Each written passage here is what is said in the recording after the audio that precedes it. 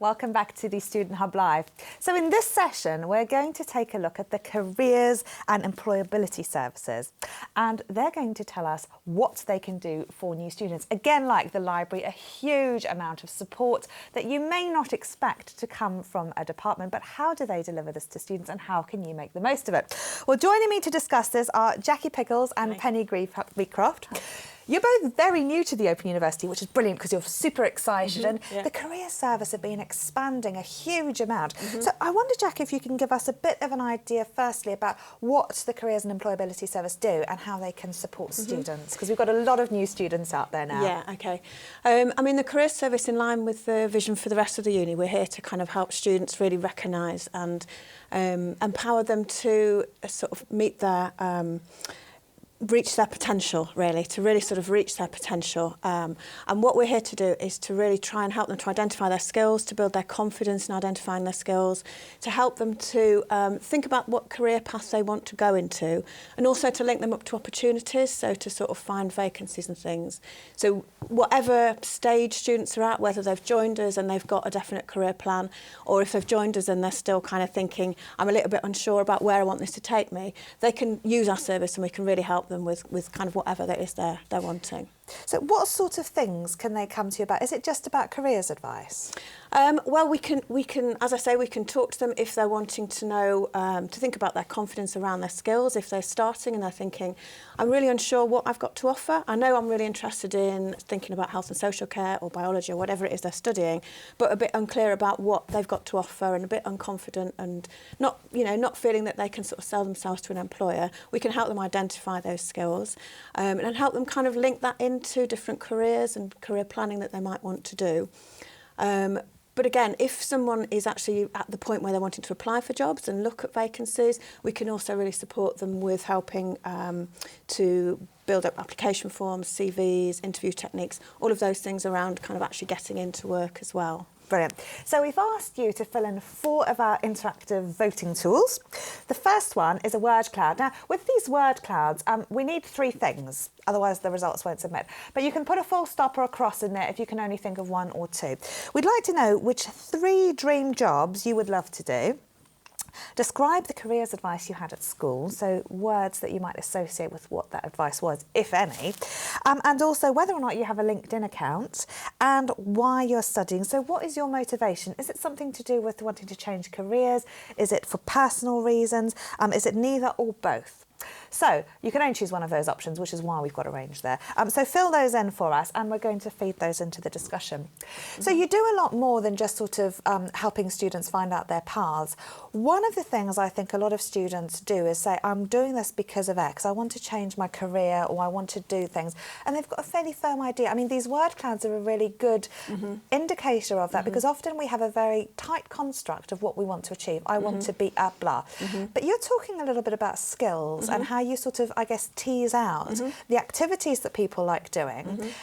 And is there, to some extent, a sense of trying to relate those back to what that job looks like? Yeah, definitely. So I think the dream job word cloud is really great. We'll see what comes in on that, because if people kind of say, they might have said, I don't know, when they were young they want to be an astronaut or an actor or whatever it is, that might be possible, but it might not.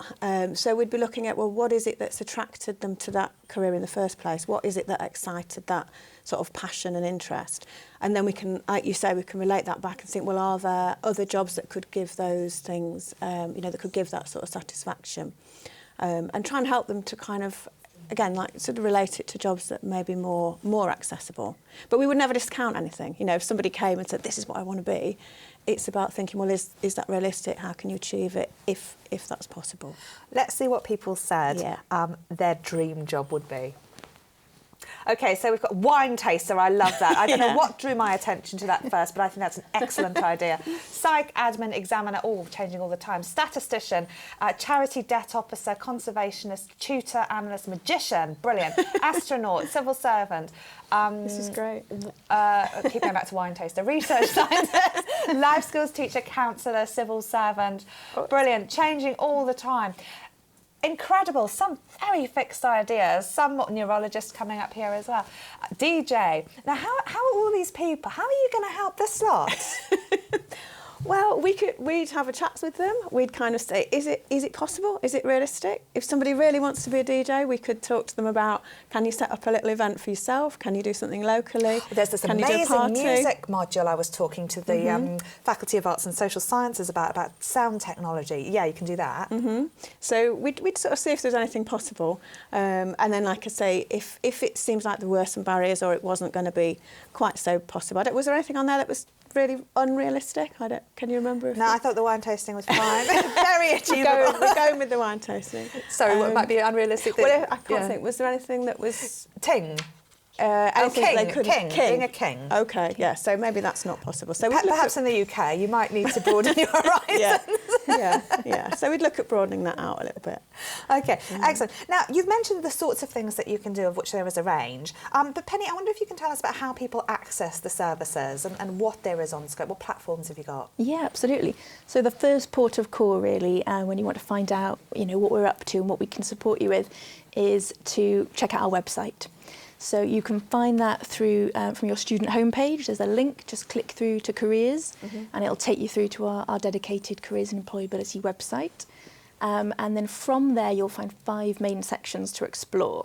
So that's planning your career, CVs, applications and interviews, jobs and work experience, careers with your OU subject and what do OU graduates do.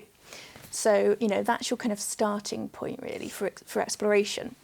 And one thing I would really recommend at the beginning, whether you're a new student or whether you're continuing student but you're new to careers and the careers service, download our career planning workbook.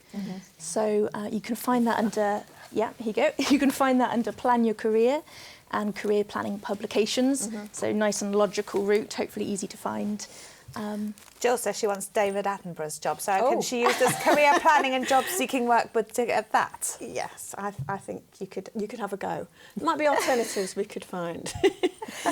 Now, what you guys are doing sounds really, really helpful, really, really relevant. And we asked people about the careers advice that they had at school.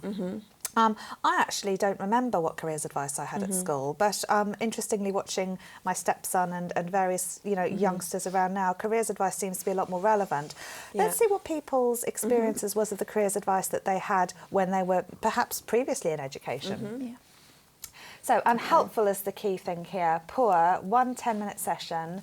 Careers Wales, excellent. Brilliant. They're very good. Very brief, stereotypical, about work, not a career, underwhelming, non-existent. Is this something that's really changed? I mean, careers and employability are really high on the social mobility agenda. Now, universities have to do a lot to ensure that in addition to paying all this money for an education, people can actually go out and use that for something worthwhile. So there's a huge social driver now. Is that what is changed in terms of how we are giving careers advice to students because of these sort of social and political and policy aspects that are coming into play now? Partly I would say it's to do with that, and partly just kind of like how things have developed over the years. I mean, depending on people's age of the students, it might have been that many years ago people were just told stereotypical jobs. You should be a secretary, you should be a miner or whatever. And I've heard stories of that happening to people years ago. Or, sometimes people were given a bit of a test, an online test, and it said, I did one and it told me to be a shipyard manager. And I just kind of thought, well, I don't know what... I see you haven't followed that advice. I haven't followed it up. But it was because I said I like water and it just didn't kind of match anything I wanted. But so I know that in the past there has been various ways that people have done careers advice that have meant that people haven't felt it's kind of been so personal and kind of related to themselves. So what we wanted to show really is that what we would do now, and hopefully careers advisors working in other places, would be really putting the student at the centre of what you're doing. You're listening to the inquiries and the thoughts of the student that you're working with, and helping them explore and helping them develop to where they want to get to. So we would really avoid any kind of, I know there was some people put stereotypical and unhelpful, we would avoid any of that. So what we would try and do, you talked about social mobility and employability.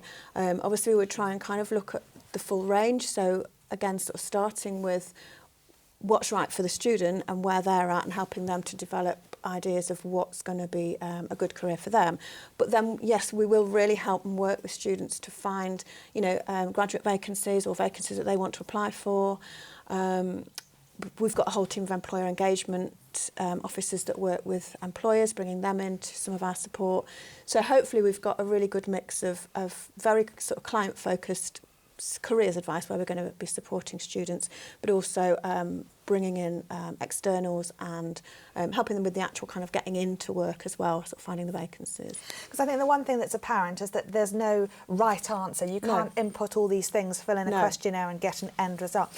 Working through a planning book requires a lot of hard work, but again, there are structures and things that you can use to scaffold some of those thoughts and scaffold the decisions. And, at the end of the day, I guess no one job is like another. You can be a psychologist here, a psychologist there, and actually those would involve very different practices, very different behaviours on a day-to-day basis. But there's competition for David Attenborough's job at the moment, and I think everyone wants to be wine tasters. So how are people going to start differentiating some of these roles and think about the activities that they like, not the end result, HJ? Yes. Well, I'm not too sure because we were talking about how the interview for wine taster would go, but apparently for a few people it might not go so well, I heard. No spitting out, everything's going in. Good, that's the way we like it. Everyone's enthusiastic. But we have some really good points. We're joined by Kathy and Kate in the chat as well, who are helping us with some of our career questions. I want to pick up on a comment Mohan made earlier about there's a lot of transferable skills that we pick up in our degrees that can put us on many pathways to employment, which I think is really good. Yep. And we'd also like to know, how do we market these transferable skills or even find out what ones we have? Yeah. Do you want to? Yeah, well, I mean, and that's a really good question, and that is where I'm gonna say it again, but the career planning workbook can really help you there. How do people get this, by the way? So on our website, you go onto the Plan Your Career section, and then it's under Career Planning Publications, and then you can download it, and you can also request a hard copy, so depending on your preference. Brilliant. And there are loads of kind of really useful interactive activities in there to help you think about your values and your skills, including a skills audit. And so I think that's just a really good place to start to get you thinking and recognising your transferable skills. And then you can start to think from that point, how do I market these and tailor it to a particular sector? One thing is that these skills are very apparent, and the skills certainly have a value in an employment context, but also they have a value in real life. As I was saying earlier, it's about when you can stand up in a pub and have an argument and use evidence to support that argument and really think in an academic way that actually has a huge value. It allows you to make complaints in clothes shops and, how to construct things, how to change the way you think actually has so much value as well. We'd asked people why they were studying, whether it was for career reasons or personal reasons. And I wanted to touch on this because I think it links really nicely to these ideas of these transferable skills and what matters in an employment context and what might be useful in terms of things like time management and actually getting to grips with your OU student career. So let's see what people said. Why are you studying? So 67% said that they're doing it for both reasons, for personal and career. That's levelled down a lot. Career was very high a lot earlier. So again, the widget's changing. But again, it's not quite that clear cut, which is interesting. So people do appreciate, I guess, this idea that they are getting these skills that they would then be able to use. Like I said, things like time management, etc. I know many employers really like OU graduates because they've had to juggle things. So in addition to the skills that they've got as part of studying, the skills through studying matter as well. Are those audited in your book? Yeah, they are. There's also a section on the website about the skills that you gain as an OU student. So there's a whole kind of section where you can work through the different things. So things like you've mentioned time management, being motivated, being committed, communication skills, all the kind of general transferable skills you can really evidence from actually doing your study, as well as, like you say, on top of the actual kind of knowledge and skills you get from your subject. And like you kind of alluded to, lots of employers basically, they're looking for those transferable skills, and having the evidence that you can show that you've used them and give examples of how you've gained and how you've used those skills is brilliant for students. Excellent. Now, I wanted to ask how people can keep up to date with things, because I saw actually the other day you were doing a webinar. You've got lots of exciting things happening, as do many areas of the university. How do students keep up to date with these things? So the best way to keep up to date great is to follow us on Facebook and Twitter. Right. So anything that's coming up, any events, any webinars, any forums, they'll all be published and promoted on our Facebook and Twitter feed. So that's a really good place to start. Obviously, they can go into the website and there will be all the information on there under webinars and forums. But certainly the Facebook and Twitter feed is a brilliant place to start with that. Okay. Now, I wanted to talk about something else, which is LinkedIn. At our last count, 64% of students had a LinkedIn account. That's good. So a high proportion. I've actually only just gone on LinkedIn because I finally figured out I really should get a grip and start doing it. As a, but it's one of these other social media things to manage, and it's a very different format. But the alumni and graduate areas of the university often have very active LinkedIn accounts. They're a great way to find out what's going on, as well as have news and topical information, almost like a sort of more academic social media type feed about what's going on. How do you use LinkedIn, and why should students who don't have a LinkedIn account join? Yeah, absolutely. So we have our very own LinkedIn group. It's called the Open University Careers Network, or TUCAN for short. Yes, I've joined it. There you go. And that's great. And I would say to everyone, please check it out and do join. And so just for anyone that maybe isn't sure or is new to LinkedIn, it's a leading professional networking site, and it's a platform for you really to share industry information and news and connect with other people in a kind of professional context. And the nice thing about it is it's online, so you can connect with people from all over the globe. So that's really, really great. And we would say that our TUCAN group is a great place, as I said, to share information and news, talk about any issues relating to graduate careers and employability, and really kind of connect and network with other OU students, alumni and industry professionals as well. So it's a really good place to do that. And you mentioned kind of, why is that useful?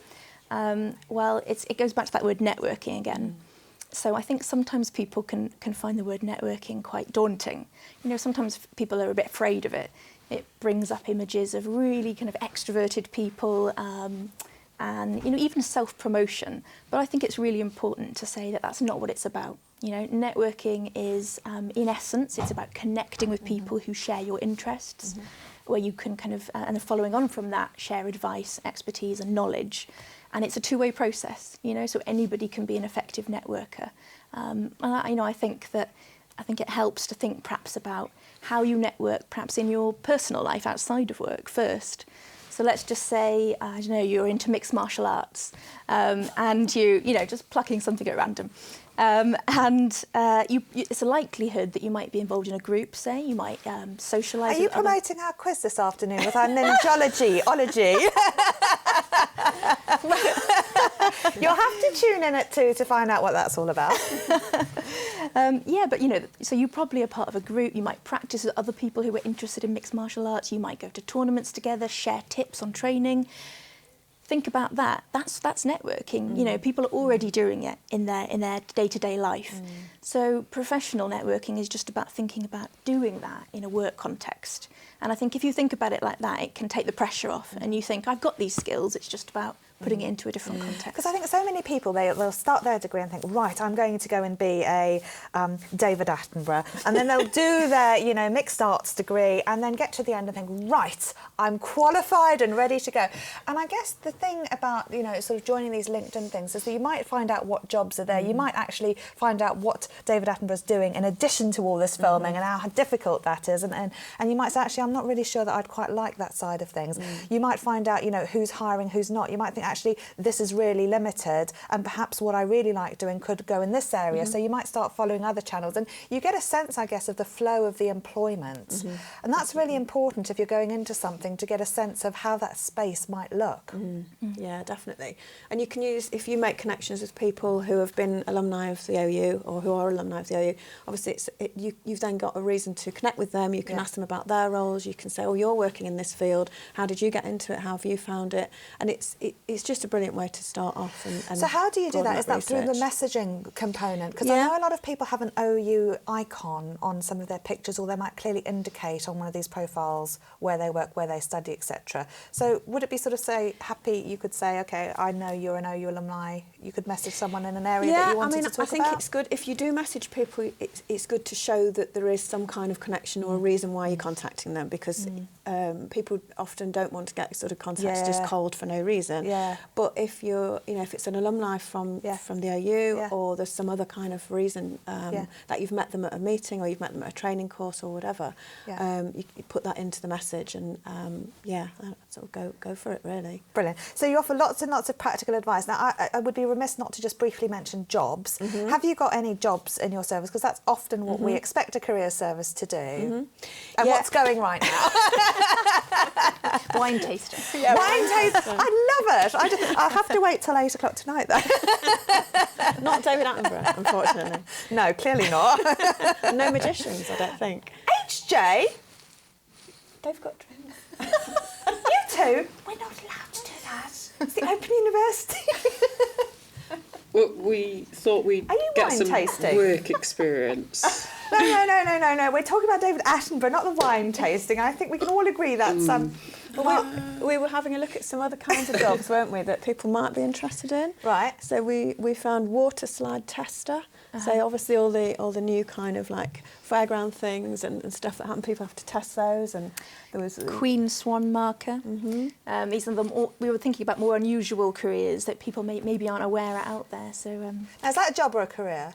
well, I think it depends on how you view it. How do you get promoted? That's what I always think is the difference. So, with the jobs. So what we have a job zone. So as part of the website, there is a section jobs and work experience, and there's also a job zone. So we'd encourage everyone to register on there. It's basically like a vacancy service. So there is lots of vacancies on there for graduates. There's also volunteer vacancies on there, and information about internships and placements, etc. as well. But lots of vacancies being advertised specifically for OU, but also other ones that have kind of come in through the prospects site. I'd encourage everyone to register on the job zone. You will get alerts sent through of things that match your interests. Okay. The other thing I would say about that is, even if people are only just starting their degree, it's good to do that. It's good to register and to sort of regularly have a look at the vacancies that are coming up. Because similar to what you were saying about LinkedIn, it just helps you to kind of broaden your understanding of the labour market. Yeah. So you can start to see, actually, that's a real job, that happens, that's being advertised, and then click in, have a look at what they're asking for, what the skills, what the criteria they're wanting. And the salary. And the salary, of course, yeah. And then it helps you to kind of, think, well, exactly like you were saying, does that fit what I'm actually interested in, or am I going to sort of explore some other things? So even if you've only just started, I'd encourage students to really register on there and start looking at the vacancies. Okay, so I'm going to ask a final question, because I know you do CV advice for people. Say, like HJ and Moreo, you like wine tasting. Should you put under your interests on your CV that you like wine tasting or socialising with friends? Because I know that CVs and all these conventions change so much, and sometimes if you've done one ages ago when that was the done thing, it might not be now. How do you keep up with those trends, and should you be putting things like socialising and wine tasting on your CV? I would just say make it relevant to the job. The key thing is to tailor it to the job you're actually going for. So if you're going for a wine taster vacancy, you might want to put something in there around that as an interest. But apart from that, obviously it's just thinking about what's relevant to the actual vacancy that you're going for. You might want to put things on, just thinking about the hobbies section, if you feel that it demonstrates a skill. But certainly we've got lots of advice on our website. There's a whole section around CVs and applications. There's lots of advice on there around how to put your CV together. So looking at things like the personal profile, the skills, etc. We've got regular CV webinars, so people can log in and attend one of our CV webinars for advice around what to put onto their CV. You can, if you want to. We have one-to-one appointments that you can request. So if you've kind of had a look at some of the other information, you might want to come through and have an individual appointment to look at your CV. Yeah. But I'd say the key thing is to tailor it to the job you're going for, make sure everything's relevant. Because so many CVs I've seen in my time, you'll apply for a job, like say you're applying for David Attenborough's job, then all of a sudden at the end you say you're really interested in wine tasting, socialising with friends, attending virtual community-driven events, blah, blah, blah. And then they think, actually, you're not really up for going out on your own to Africa doing all this documentary filming on your own with no wine. So sometimes that can sort of inadvertently undermine what you're doing. So it's all about the consistency, isn't it? Yeah, definitely. And as Jackie was saying, it's just about tailoring it and keeping it relevant. Yeah. So thinking, what am I using this CV for, and which of my interests do I want to highlight here? Yeah. Brilliant. And sometimes when things are so close to home, it's nice to have an objective person helping with some of that, because often ourselves are the hardest products to sell, aren't they? Because it's quite a personal document, but certainly we can, as I say, there's lots of advice on the website, and we can give one-to-one advice if needed. So can I just kind of mention the forums and very briefly, webinars? yes, because we need to finish. So on the website at the bottom of there, it says join a forum or webinar. So we've got lots of interactive things that people can come in and do. There's all kinds of topics going on. So in the near future, we've got one around careers with criminology. We've got a CV one. We've got application forms. So students can join the webinars, really interactive, or they can get advice through a forum as well. All kinds of different forums going on. And when you say join the webinar, they can just watch and observe as well. They don't have to come and participate phenomenally, although often when they're there, they'll want to. Yeah. So some of them are interactive and live, but not recorded. Some of them are just recorded. But certainly, if they want to join but not particularly get involved, I'm sure that's fine. Yeah. Brilliant. All right. Well, Jackie and Penny, thank you so much for coming along and filling us in on that. I hope we've given you some good advice. I bet everyone's going to go, and I bet they're all going to ask for the book as well, because we know people like getting a good old book. You can find that on the careers section from your student homepage, or if you want to email us, you can email studenthub@open.ac.uk, and we can forward any enquiries that you've got on to the relevant people. You'll also see the list for all these links, which are on the resources page of the website, and I imagine HJ will also pop them in the chat for you now. Right, well, I'm very surprised it's 12:30 and not one of you that I've heard about has been talking about food, right? Normally by 11 o'clock we're on to cake and biscuits. I think some things have been mentioned, but not now. I'm ravenous, so we're going to have a break. And what we're going to do in that non-live break is play you the highest video in terms of views on YouTube, which is an essay writing video, very surprisingly. Now, this was one that Isabella did with us, which talks to you about how to write an essay, something that a lot of you are going to get to grips with in your study. The chat room will be open so you can keep chatting, etc. We're going to have a quick bite to eat, and then what we're going to do is come back. And we've got sessions about what your STEM SST can do for you. We've got a really brilliant session planned on studying with mental health difficulties. And then we have our fabulous Wheel of Ologies quiz, a fun multi-choice quiz that you can play at home alongside our group of librarians and planetary scientists who will be battling it out in this fun multi-choice general knowledge quiz at 2 o'clock. We'll then have a break and be back in the evening for more sessions. So we'll see you live in half an hour, but do keep chatting and stay online if you can. See you soon.